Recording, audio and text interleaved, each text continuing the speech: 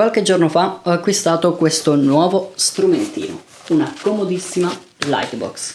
Ora, sono certo che molti di voi, nonostante si tratti di accessori estremamente famosi, non abbiano mai sentito parlare delle Lightbox e non sanno nemmeno cosa siano.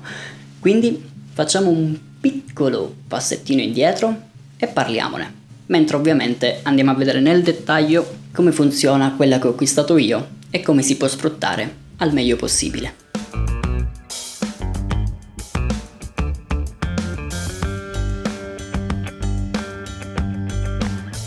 La Lightbox è uno strumento molto diffuso negli ambiti della product photography, della food photography e dell'e-commerce in generale. Questo perché da sola ci permette di alienare il nostro soggetto piazzandolo in uno spazio completamente vuoto, privo di ogni distrazione e dandogli quindi molto spesso un aspetto super professionale e molto ricercato. Concretamente, le Lightbox non sono nient'altro che delle scatole cubiche di dimensioni variabili costellate di pareti riflettenti che vanno all'interno a far rimbalzare la luce dei LED per renderla semplicemente più morbida e potente. LED che solitamente si trovano sulla faccia superiore del cubo, sempre all'interno della Lightbox. Inoltre, almeno due delle facce di questo cubo di solito vengono occupate da un fondale colorato di nostra scelta, spesso intercambiabile e spesso di un colore tra il bianco, il nero, grigio e giallo ocra. Colori solidi, a tinta unita, eleganti e senza ombra di dubbio ottimi per creare quasi ogni sorta di contrasto cromatico, mantenendo sempre una certa armonia.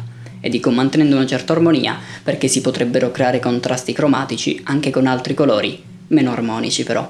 Grazie a queste specifiche caratteristiche, le Lightbox ci offrono una cosa che non dobbiamo minimamente sottovalutare: una costante buona luce all'interno del cubo, una luce che sarà sempre in ogni caso adatta al tipo di fotografia per la quale questo strumento in particolare è stato pensato. E in fotografia riuscire ad avere una buona luce significa senza ombra di dubbio riuscire a tirar fuori degli ottimi scatti con praticamente qualunque corpo macchina. Ad esempio, in questo momento state vedendo alcune fotografie che ho scattato con il mio smartphone, un Samsung Galaxy Note 20. Sì, uno smartphone sfruttando uno strumento simile riesce a tirar fuori delle immagini tanto buone. Non importa il corpo macchina che andrete ad utilizzare, con una luce così le vostre foto di prodotti, cibo o per cataloghi sicuramente riusciranno ad avere quel tanto ricercato aspetto ultra professionale di cui parlavamo precedentemente. Ci sono ovviamente molti modi per sfruttare al meglio una Lightbox, quindi lasciate che vi dia qualche consiglio all'interno di questo video. Innanzitutto partiamo dal colore dello sfondo. Lo sfondo, se state facendo product photography, può essere di qualunque colore. Solitamente creare un contrasto tra il colore dello sfondo e quello del prodotto può sembrare una buona idea, ma non è necessario assolutamente che sia così. Questo perché dietro i colori c'è una vera e propria psicologia. Quindi, nonostante il contrasto cromatico funzioni sempre, a volte potreste voler anche fotografare un soggetto bianco su uno sfondo bianco, ad esempio. Questo per dare l'idea di alienazione totale, di pulito o di dispositivo super tecnologico, come in questo caso. Oppure potreste voler fotografare un prodotto nero su fondo nero, per dare un'idea d'oscurità o di lusso. Non fatevi fermare quindi in questo tipo di fotografia dalle regole dell'equilibrio cromatico, provate invece diversi fondali, finché semplicemente uno tra quelli non catturerà la vostra attenzione. In quel caso significherà che quello probabilmente funziona, quindi va bene. Inoltre ricordate sempre che per creare effetti particolari, oltre ai fondali potreste anche voler mettere uno specchio sotto il vostro prodotto e giocare magari un po' con i riflessi. Lo specchio molto spesso esalta ancora di più la figura che state andando a ritrarre, facendola diventare la dominante all'interno della composizione che state creando e facendola quindi apparire come un qualcosa di estremamente importante e fancy.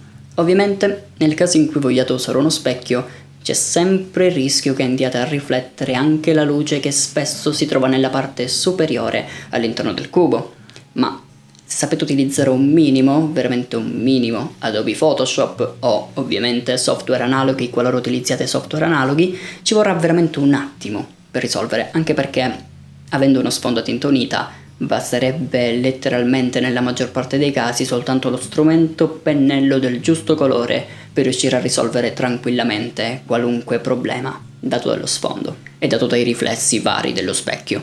Infine, un ultimo consiglio estremamente importante che voglio darvi è: non scattate foto al vostro prodotto sfruttando sempre la stessa angolazione e catturando sempre il prodotto frontalmente. Nella maggior parte dei casi giocare con le angolazioni spostandosi in alto, in basso o ruotare leggermente il prodotto vi consentirà di tirar fuori degli scatti molto più gradevoli e senza ombra di dubbio interessanti da vedere. E questo in sintesi è tutto ciò che dovreste conoscere prima di utilizzare una Lightbox per i vostri scatti. Ovviamente c'è altro, c'è sempre altro, ma il resto lo imparerete da voi una volta che inizierete ad utilizzare una Lightbox, qualora abbiate in programma ad acquistarne una o qualora ne possediate ovviamente già una e state guardando questo video per avere dei consigli sulla vostra Lightbox. Prima di chiudere però con questo video voglio parlarvi un pochino nello specifico di questa Lightbox che ho acquistato io, questa qui, in modo da farvi vedere come si presenta in pratica. La Lightbox che ho acquistato io è questa qui, una Lightbox della SD, marchio assolutamente non famoso, da 55 cm, ed è la prova del fatto che non si deve per forza andare ad acquistare una Lightbox di marchi blasonati e molto costosi per tirar fuori delle belle immagini. Ciò che mi piace principalmente, ovviamente, è che è estremamente leggera e maneggevole. Inoltre può essere piegata fino a chiudersi completamente e a prendere la forma di una valigetta. E io, ovviamente, adoro un sacco questa cosa, come tutte le cose ultra leggere ed eclettiche. La adoro un sacco. Per il resto, tutte le Lightbox si somigliano un po', questa in confronto alle altre ha soltanto di particolare che è piena zeppa di velcro ovunque, quindi ogni faccia del cubo si monta a strappo, così come a strappo si monta anche il fondale, e ciò la rende estremamente comoda.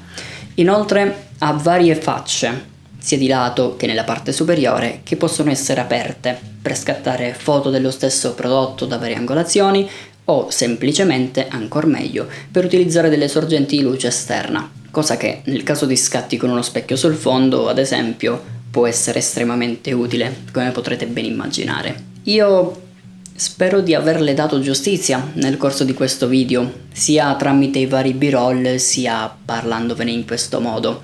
Ma alla fine in realtà basta che io sia riuscito a farvi capire come funziona ed avrò fatto il mio lavoro. Per il resto non credo che servirebbe dilungarsi più di tanto su un prodotto che effettivamente fa dell'immediatezza d'utilizzo il suo punto forte. No.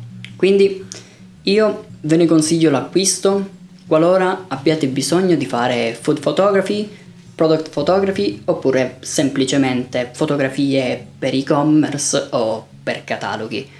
Qualora siate interessati, se riesco a trovare il link all'acquisto ve lo lascio qui sotto in descrizione, come al solito direttamente su amazon.it, così siete protetti, potete fare i resi e tutte le altre cose. Vi lascio inoltre anche un altro paio di Lightboxes in fasce di prezzo differenti e di dimensioni differenti, in modo che voi possiate tranquillamente ponderare il vostro acquisto anche in base a quanto avete intenzione di spendere, perché ovviamente ne esistono di fascia più bassa, ne esistono di fascia più alta. Quindi in base a quanto volete spendere trovate tutto nella descrizione di questo video.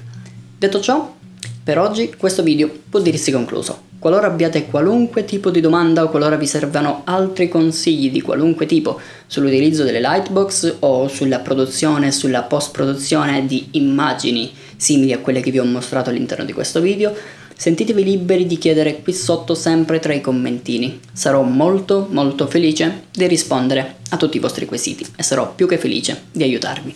Detto ciò, io vi saluto, vi ringrazio per aver visto questo video fin qui e vi ricordo di passare sugli altri miei social che sono sia nella descrizione di questo video sia comparsi a schermo in questo esatto momento. Noi quindi ci vediamo in un prossimo video, sempre sul mio canale, sempre di martedì per parlare di robetta nerd e di venerdì per parlare di videomaking e fotografia. Quindi alla prossima gente, bye bye.